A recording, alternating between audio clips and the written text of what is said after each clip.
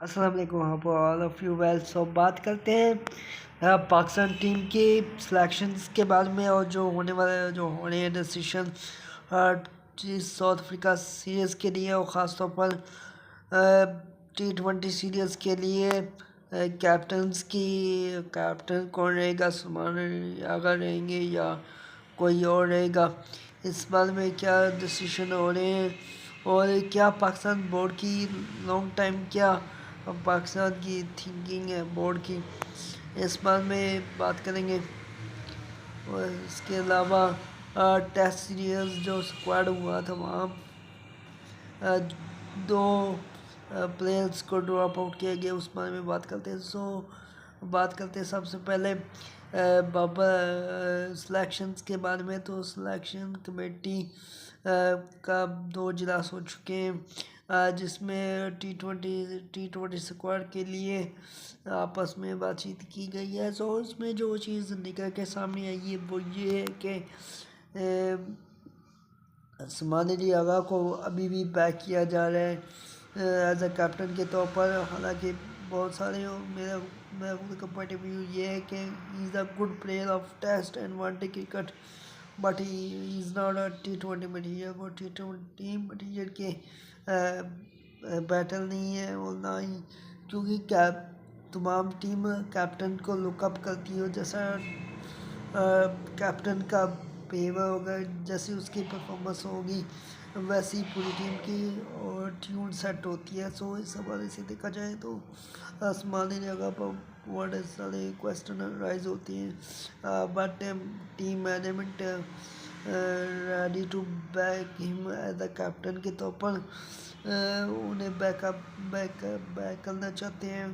उन्हें ये यकीन है कि may be he will success in next series. एक सीरीज़ के लिए और देखना चाहते हैं, खासतौर पर साउथ अफ्रीका सीरीज़ के लिए। सो अभी तक जो सोर्सेज से खबर निकल के सामने आई वो यही है कि समान Ali as a T20 captain के तौर पर बरकरार रहेंगे। अब बात करते हैं मोहम्मद रिजवान और बाबर आजम की सिलेक्शन के बारे में।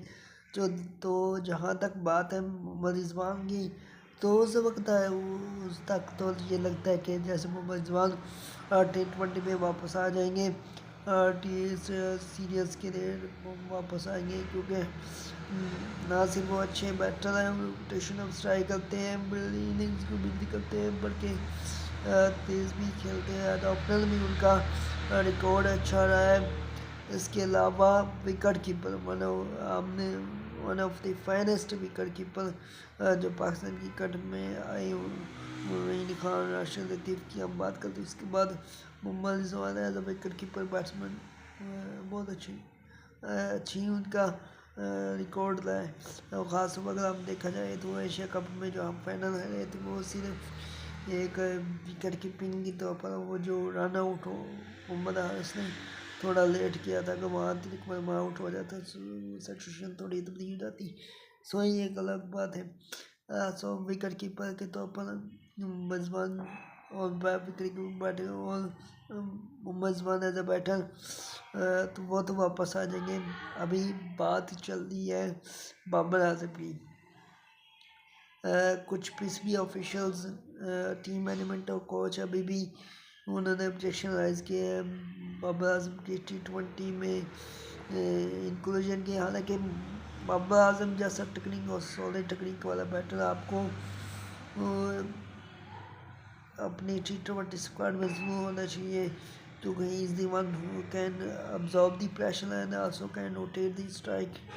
आपके जो स्कोर बोर्ड है उसको चलाता रहता है, और एक एंड से आपको अपना एंड मजबूत रखना, दूसरे एंड से आप जैसे एंड से अपनी पेस को बढ़ा सकते हैं, अपनी जो स्ट्राइक रेट से दूसरे खिलाड़ी खेल सकते हैं। पर एक छोर से आपको एक हिस्सा आपको मजबूत चाहिए होता है, इवन के T20 स्क्वाड में भी। क्योंकि अभी हमने बहुत सारी सिचुएशन देखी है जहाँ कुछ नहीं करना था, सिर्फ एक एंड से एक एंड को स्ट्रॉन्ग रखना था, प्रेशर को अब्जॉर्व करना था, और दूसरे एंड से आपको high strike rate, high shots, risk वाले शॉट्स आप खेल सकते थे, अपनी नेचुरल गेम खेल सकते थे। सो वो काम आपका बाबर बखूबी कर सकते हैं। उनकी एवरेज भी अच्छी है, 39 की एवरेज है। वो one of the finest world class player है। इवन के कार्ड में देखा था Michael Clarke, Australian batter, Australian former captain Michael Clarke, वो कह रहे थे कि I really don't understand why the PCB is not selecting Babar Azam in T20 squad.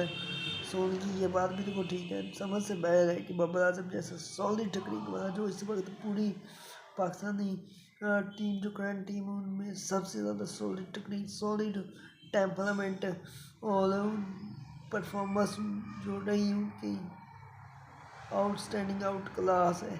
ठीक है, उनका कुछ अर्से से फॉर्म ख़राब है, तो फॉर्म तो किसी जितने बड़े सारे वर्ल्ड क्लास प्लेयर आए हैं उनका भी फॉर्म ख़राब रहा है। सचिन तेंदुलकर का फॉर्म ख़राब रहा है, विराट कोहली का रहा है, रिकी पॉन्टिंग, जितने आप ग्रेड्स कह रहे हैं, जितने ग्रेड्स ऑफ गेम आए इस मामला जितने भी आए सभी का फॉर्म तो ख़राब रहते ही है। फॉर्म का क्या है, लेकिन वो कहते ना कि class is temperament but form is temporary. Form ऊपर नीचे होती रहती है, लेकिन जो क्लास रहती वो आपकी साथ ही रहेगी, वो नहीं ख़राब होगी। सो ऐसी क्लास ऐसे टेम्परामेंट वाले बैटर की आपको T20 स्क्वाड में बहुत ज़रूरी है। एक्सपीरियंस बैटर करता है। जब सिचुएशन थोड़ी सी वर्स होती है, प्रेशर आता है, तो वहाँ आपको एक्सपीरियंस ज़रूरी होता है जो कि प्रेशर को अब्जॉर्ब कर सके। सो वो भी अपना जो टेम्परामेंट है, माइंडसेट थोड़ा सा वो चेंज करके आए होंगे। ये इतने सारे असमें वेरिएशंस अपनी बैटिंग में लाई होंगी। एक्सपेक्ट होपफुली उन्होंने भी अपने आप को चेंज किया होगा। ये भी ठीक बात है। एक तरफ अगर आप सिलेक्शन और टीम मैनेजमेंट की बात करते हैं, दूसरी तरफ आजम को भी अपनी जो शॉट्स हैं, अपनी जो रेंज है उसमें वेरिएशन लाने होंगी। और ये बैटर तो हाल बैटर ने अपनी बैटिंग को इम्प्रूव करता है सिचुएशन के मुताबिक। आप जितने भी एग्जांपल देख रहे हैं, अगर विवर के रिसेंट विराट कोहली जब आए थे तो स्लो थे, लेकिन उन्होंने अपनी गेम को डेवलप किया, अपनी गेम के मुताबिक चीज़ों को डेवलप किया, इम्प्रूव किया। फिर वो उन्होंने तेज़ खेलना भी स्टार्ट किया, अपनी रेंज को बढ़ाया और कवर पे बहुत अच्छा पहले निकल करके, लेकिन फिर उन्होंने कवर अच्छा खेला, फ्लिक शॉट्स बड़ी कमाल की उन्होंने बनाई। इसके अलावा सामने वाले शॉट्स हैं, सामने जो खेलते हैं कमाल का, स्क्वायर ऑफ द ग्राउंड बहुत अच्छा उन्होंने खेलना स्टार्ट कर दिया। सो उन्होंने अपनी शॉट्स को बढ़ाया,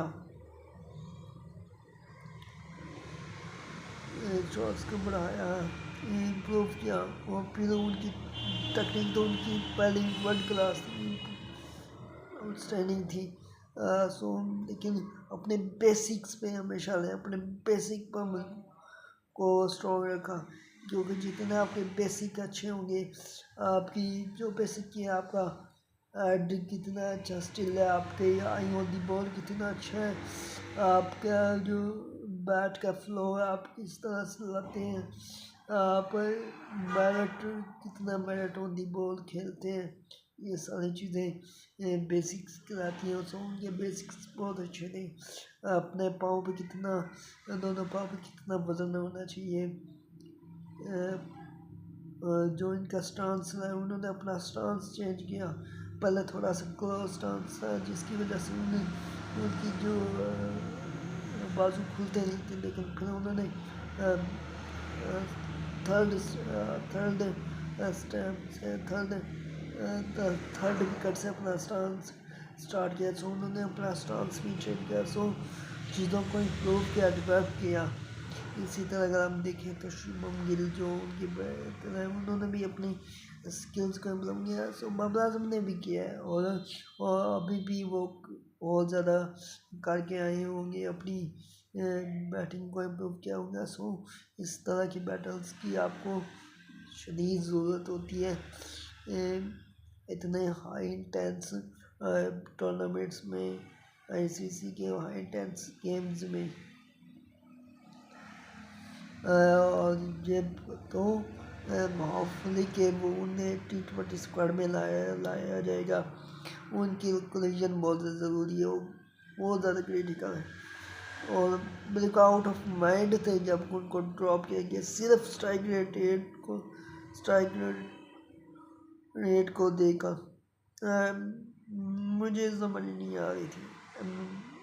I'm not understanding why they are dropping Babar Alam, but hopefully they will review their decision and they include Babar Azam in T20 squad, and it's very important for Pakistan team. Let's hope कि किस तरह का decision आता है। बात करते हैं test squad की। टेस्ट स्क्वाड आपको पता है कि पाकिस्तान का पहला टेस्ट मैच 12 अक्टूबर से शुरू हो रहा है। ये WTC साइकिल 25-27 का पहला टेस्ट मैच होगा। सो पाकिस्तान के लिए कितना ज़्यादा इम्पोर्टेंट है ये होम सीरीज़ है। पाकिस्तान के काफ़ी चांसेस भी हैं, अपनी कंडीशंस हैं, अपनी मर्ज़ी के मुताबिक अपनी चीज़ बनाई है। स्पिन ट्रैक बनाया है, बहुत ज़्यादा स्पिन ट्रैक है, सुखाया गया बड़े बड़े पंखे लगा के। सो अपनी मर्ज़ी के मुताबिक आप कंडीशंस बना लें। होम सीरीज़ है, होम एडवांटेज आपका पूरा फ़ायदा उठा लें। और अच्छी बात है, वो सभी टीमें होम एडवांटेज का फ़ायदा उठाती हैं। सो ये पाकिस्तान के लिए ईजी गेम हो सकता है अगर पाकिस्तान भी लेकिन यहाँ इम्पोर्टेंट यही बात होगी कि पाकिस्तान अपनी इस कंडीशंस के मुताबिक कैसे बैटिंग करता है। ये ना हो कि पाकिस्तान ने स्पिन ट्रैक बनाया दूसरों के लिए जाल बिछाने के लिए, लेकिन खुद ना उसमें फंस जाए। रिसेंट ईयर्स में हमारी प्रॉब्लम नहीं है कि हम स्पिन को उतना अच्छा पढ़ नहीं सके, उतना स्पिनर के हाथ पढ़ नहीं सके। स्पिन अटैक के सामने हमारी बैटिंग थोड़ी सी खराब रही है, कोलैप्स हुई है। सो पाकिस्तानी बैटर्स को भी थोड़ा सा क्रूशल होना पड़ेगा, थोड़ा सा कंटेन होके बैटिंग करनी पड़ेगी। अच्छी बैटिंग करेंगे तभी जाके आप इस टेस्ट मैचेस को जीत कर पहली सीरीज जीत सकते हो। एक अच्छा इस WTC साइकिल में अच्छा आगाज़ कर सकते हैं, क्योंकि इस WTC साइकिल में ज़्यादातर मैचेस पाकिस्तान के वो 3 सीरीज़ पाकिस्तान की होम सीरीज़ है। सो पाकिस्तान के पास एक एडवांटेज है कि एक अच्छा एडवांटेज ले सकें।